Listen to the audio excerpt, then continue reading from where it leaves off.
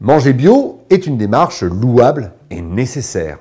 Encore faut-il qu'il s'agisse de produits authentiquement bio, c'est-à-dire de produits naturels, issus d'une agriculture respectueuse de la terre et d'ateliers de production élaborant leur préparation d'une manière adéquate. Or, ce n'est pas le cas de tous les produits labellisés bio, en particulier dans les rayons de la grande distribution. Et j'inclus certaines enseignes de la distribution spécialisée, souvent des filiales avançant masquées.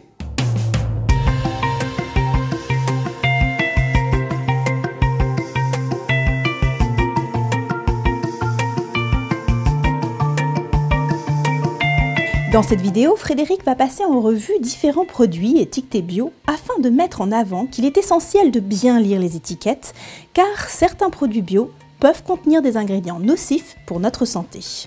Ce yaourt par exemple, il nous est annoncé bio avec du lait de France. Mais à bien y regarder, sa blancheur ne cacherait-elle pas des ingrédients soupçonneux et un procédé de fabrication suspect? Vous y êtes. Poudre de lait déshydraté et pasteurisation, autrement dit un lait surchauffé, traité par un procédé industriel violent, stocké depuis et au final, un yaourt sans ferment et donc sans profit pour votre organisme. Observons cette pâte feuilletée. En bio, on s'attend à ce qu'elle soit faite avec les ingrédients les plus simples. Farine, beurre, eau, sel, voire sucre. Martha, ne passons pas à côté des choses simples.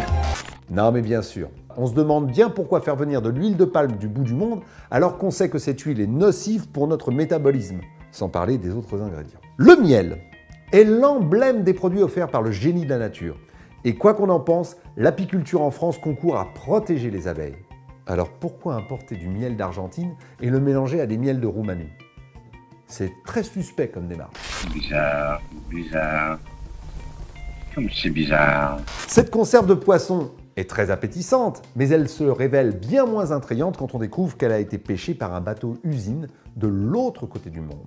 C'est vrai qu'on n'a pas assez de côtes en France pour assurer une pêche locale, qu'est-ce que vous voulez que je vous dise, ma bonne dame? Ce cake au raisin a toutes les raisons de séduire vos enfants, et il est certainement bien meilleur, même au goût d'ailleurs, que les cochonneries chimiques de type Oreo. Mais pourquoi diable avoir utilisé du sucre inverti? Un sucre rapide, perturbateur du foie et de l'insuline, et surtout inassimilable par l'humain. Allons sur le végétal avec Mémé Georgette. Lui au moins devrait faire moins polémique. Ah oui, c'est vrai ça. C'est sans doute parce que le label bio européen ne prend pas en compte le bilan carbone.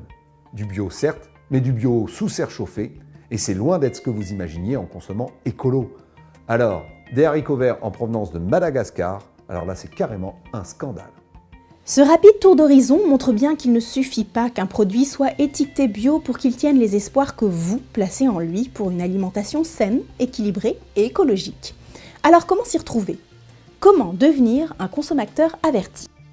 Eh bien dans les prochaines vidéos, je vais vous aider à trouver des repères. Je vais vous montrer ce qui compte vraiment quand on décide de passer au bio.